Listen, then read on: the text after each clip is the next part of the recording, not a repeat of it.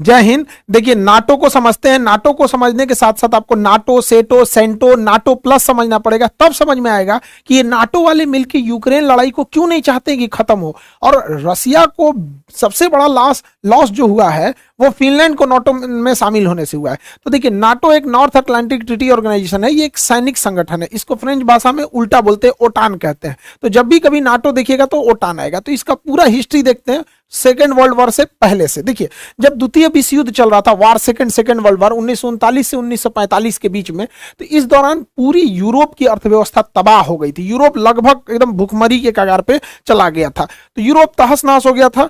इसी बीच जर्मनी जो था, अब लगभग जर्मनी की हार तय थी, क्योंकि जर्मनी सेकेंड वर्ल्ड वॉर में बहुत कूद रहा था। लेकिन जर्मनी की हार लगभग तय समझ रही थी। और ये जो हिटलर है, हिटलर के मरने के 4 महीना पहले ही फरवरी 1945 में ये डिसाइड हो गया कि अब जर्मनी हार जाएगा।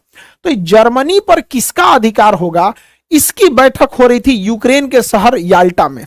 यही यूक्रेन जहां मार हो रहा है, इस का इतिहास है, मारधार से भरा हुआ है। तो यहां याल्टा में बैठक हुई। इसमें देखिए, विंस्टन चर्चिल, रूजवेल्ट और स्टालिन आए थे लोग। Winston Churchill Britain, Roosevelt America से, स्टालिन जो आए थे रसिया से।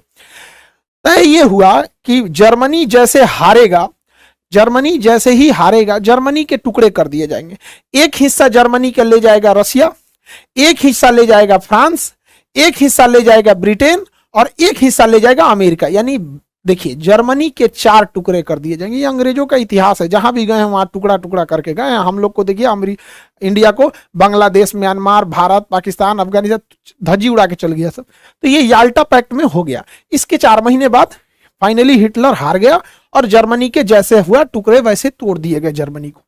इसी में इस याल्टा समिट में यह भी बात कही गई थी कि रसिया जो था उसका कहना था कि जापान जब हारेगा तो मेरी कुछ जमीनें जापान के पास है।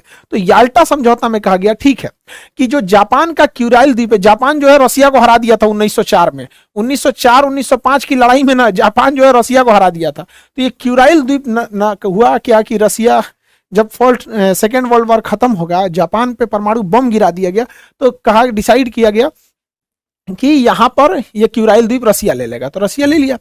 रसिया से याल्टा समझौता में कहा गया था कि आप इस साइड में यूरोप में कम्युनिस्ट को बढ़ावा नहीं देंगे। कम्युनिस्ट एक ऐसा शासन प्रणाली है जिसमें चुनाव नहीं होता है, बल्कि पार्टी डिसाइड कर देती है, जैसे चाइना में चुनाव नहीं होता है। तो ये बड़ा उटपटांग व्यवस्था है, यूरोप वाले इसमें एडजस्ट नहीं हो पाते हैं। तो उनका कहना था कि रसिया इस साइड में कम्युनिस्ट को बढ़ावा नहीं देगा। तो रसिया कहा हम इस साइड में कम्युनिस्ट को बढ़ावा नहीं देंगे, इधर से ले लिया क्यूराइल द्वीप। आज भी जापान और रसिया के बीच में क्यूराइल द्वीप को लेकर विवाद है। लेकिन धीरे धीरे रसिया इस साइड में कम्युनिस्ट को बढ़ाना चालू कर दिया, कम्युनिस्ट देशों को बढ़ावा देना चालू कर दिया। इसका संदेह हो गया उस समय के तत्कालीन जो अमेरिका के राष्ट्रपति थे 1945 में, यहाँ पे ट्रूमैन को आभास हो गया कि इस साइड में ठीक है रसिया उधर चला गया, रसिया भी कम्युनिस्ट है, ये आपका चाइना भी है, उत्तरी कोरिया भी तानाशाह है, कम्युनिस्ट के बराबर ही होते हैं। तो उन्होंने देखा कि रसिया को इस साइड में रोकना बहुत ज्यादा जरूरी है, लेकिन रसिया अपना एग्रेशन करते ही जा रहा था।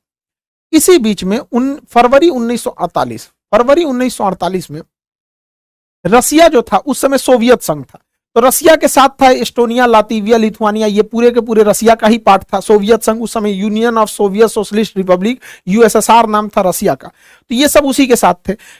ये आपका बेलारूस, यूक्रेन, मोल्डोवा, ये भी रसिया के साथ ही थे, उसका पार्ट था। ये काकेशस देश, जॉर्जिया, आर्मेनिया, अजरबैजान रसिया के साथ था।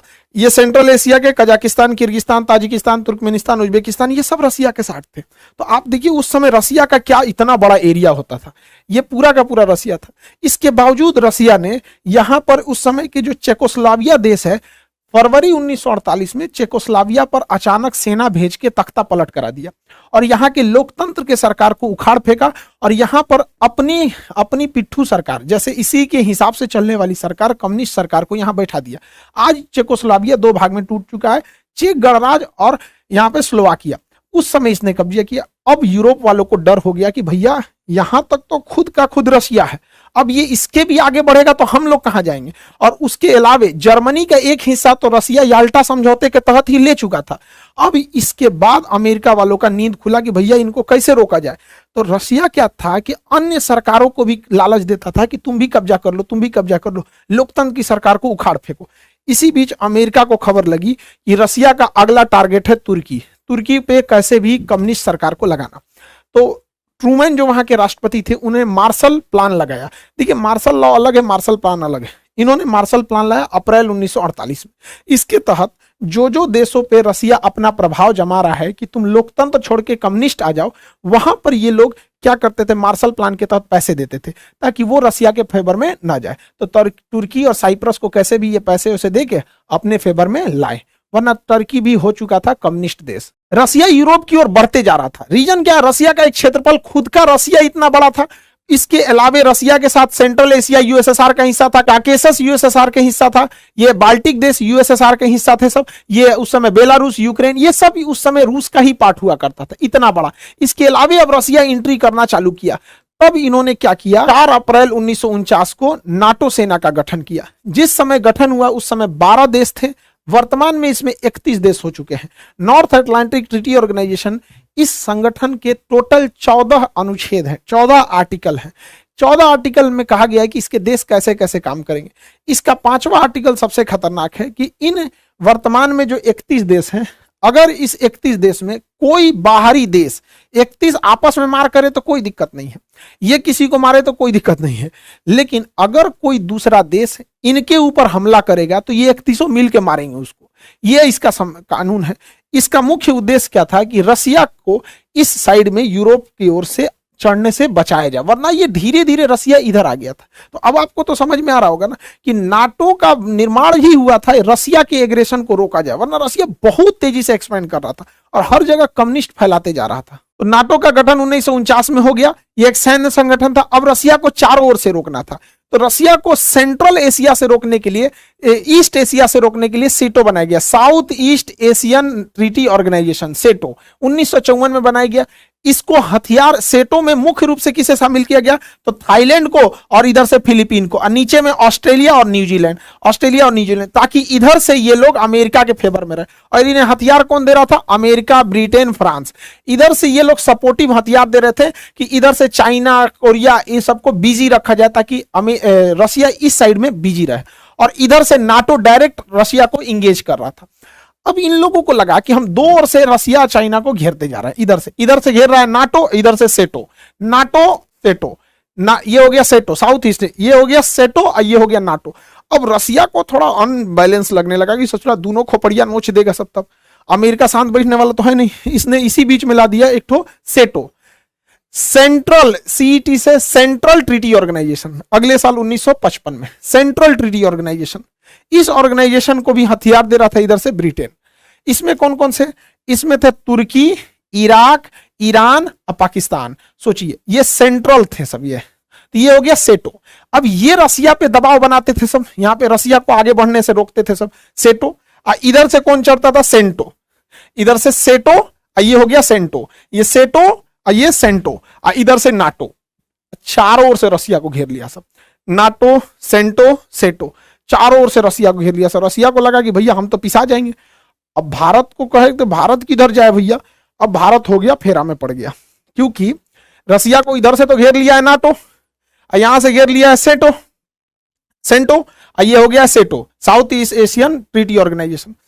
अब रसिया के लिए कंफर्टेबल में हो गया दिक्कत, रसिया ढूंढने लगा अपना कोई पार्टनर। इस बीच जो भी रसिया के फेवर में जाता था, अमेरिका उसके आंगा लगाता था। अब इस कंडीशन में इंडिया कंफ्यूज हो गया, इंडिया किधर से जाए, क्योंकि अगर नाटो ज्वाइन करता है इंडिया तो रसिया नाराज, सेंटो में भी रसिया नाराज, सेटो में भी रसिया नाराज। और रसिया हमारा बहुत जरूरी मित्र है वहां पे, क्योंकि पास में है यहाँ पे रसिया, कभी भी हम लोग के विकट परिस्थिति में रसिया ही काम आएगा यहाँ पे। तो हम लोगों ने क्या किया, उस समय जवाहरलाल नेहरू जो थे बड़ी समझदारी का काम किए। 1961 में इन्होंने कहा कि अमेरिका के फेवर वाली दुनिया को कहा जाता था पहली दुनिया, और रूस के फेवर वाले को कहा जाता था दूसरी दुनिया। तो जवाहरलाल नेहरू ने कहा कि अब हम लोग ना अमेरिका के फेवर में है ना रसिया के फेवर में, हम लोग तीसरी दुनिया के हैं। तो इसे तीसरी दुनिया या दक्षिणी दुनिया कहा जाता था। हालांकि इसका ऑफिशियल नाम था non aliasing movement, non aliasing movement, shortcut में नाम गुट निरपेक्ष। हम किसी भी गुट में नहीं रहेंगे। इसमें गुट निरपेक्ष में 4-5 लोग का नाम बहुत महत्वपूर्ण है। इसमें एक इंडोनेशिया का अहमद सुकर्नो थे, भारत से जवाहरलाल नेहरू, मिस्र के कर्नल नासिर और यूगोस्लाविया से जो थे मार्शल टीटो थे। ये लोगों का बहुत महत्वपूर्ण योगदान था कि हम किसी भी गुट में नहीं रहेंगे, और ये जरूरी भी था गुट में न रहना। रूस के लिए सबसे बड़ा सरदर्द क्या हो गया कि वो सोच रहा था कि यूक्रेन नाटो में न जाए, लेकिन यूक्रेन में तो उलझ गया। इसी बीच जैसे रूस ने यूक्रेन पर हमला किया, बाकी के देश डर गए सब। अब फिनलैंड को लगा कि ससुरा कहीं हमको भी रूस मत मार दे, हमको भी रूस मत मार दे। तो फिनलैंड ने कहा कि भैया हमको नाटो ज्वाइन कर लो, क्योंकि अगर हमको रसिया मारेगा तो नाटो का आर्टिकल 15 के तहत बाकी के सारे देश मिलके मारेंगे। फिनलैंड कहा कि हमको भी शामिल करो भैया, यूक्रेन के बाद हमारा नंबर है यहां पर। अब नाटो का नियम यह कहता है कि नाटो में अगर कोई नया सदस्य आना चाहता है तो उसमें पहले जितने सदस्य हैं वो सब के सब लिखित देंगे कि हाँ हमें कोई विरोध नहीं है। यदि पहले से शामिल कोई भी सदस्य यह कह देता है कि हम इसका विरोध करते हैं तो फिर उसके बाद उसमें नाटो में उसे शामिल नहीं किया जाएगा। अब फिनलैंड चिल्लाने लगा कि हमको शामिल करो, हमको शामिल करो। नाटो वाला कहा हाँ हाँ आ जाओ आ जाओ, और अच्छा है और अच्छा है, आज नहीं तो कल यूक्रेन शामिल करबे करेंगे, हमारी सेना रूस के सिधाने पहुंच गई इधर से, खोपड़ी पे पहुंच जाएगी इधर से, टेंशन क्या है। यहाँ एस्टोनिया, लातविया, लिथुआनिया में हम लोग पहले से बैठे हुए हैं, ले यहाँ तुर्की में पहले से हैं। तुर्की अरंगा लगा दिया, कहा ना तो भाग यहां से फिनलैंड। अब फिनलैंड कहा कि रे तुर्की तुमको क्या हुआ रे, तुम क्यों विरोध कर रहा है मेरा। देखिए तुर्की ब्लैकमेल कर दिया नाटो को। तुर्की ने क्या कर दिया, नाटो को ब्लैकमेल कर दिया, क्योंकि तुर्की के पास पावर था कि जब तक तुर्की लिखित नहीं देगा, यानी सारे देश रेडी नहीं होंगे, तब तक कोई नाटो में नहीं आएगा। और तुर्की पहले से उसका सदस्य था। तो ये क्या किया, कहा कि देखो तुर्की ने रसिया से S-400 मिसाइल खरीदा था, तो इसके खरीदने की वजह से अमेरिका ने इस पे काटसा एक्ट के तहत प्रतिबंध लगा दिया, जिस वजह से इसकी पूरी इकोनॉमी तबाह हो गई यहाँ पे। साथ ही तुर्की जो है अमेरिका के F-35 जहाज में मतलब अपने ज्वाइंट वेंचर बनाने के लिए 1.4 बिलियन पैसा खर्चा किया था। जैसे S-400 इसने मिसाइल खरीदा रसिया से, टर्की ने रसिया से मिसाइल खरीदा, अमेरिका ने इस पे काटसा सैंक्शन लगा दिया और इसका कह दिया कि तुम्हारा 1.4 मिलियन भाड़ में गया। अब ये तैयबुल अर्दोगान क्या कहता है कि हमरा वो पैसा वापस करो, हमसे ही काटसा एक्ट को हटाओ, और सब हटाओगे तब हम फिनलैंड को शामिल करने देंगे, नहीं तो हम फिनलैंड को शामिल नहीं करने देंगे।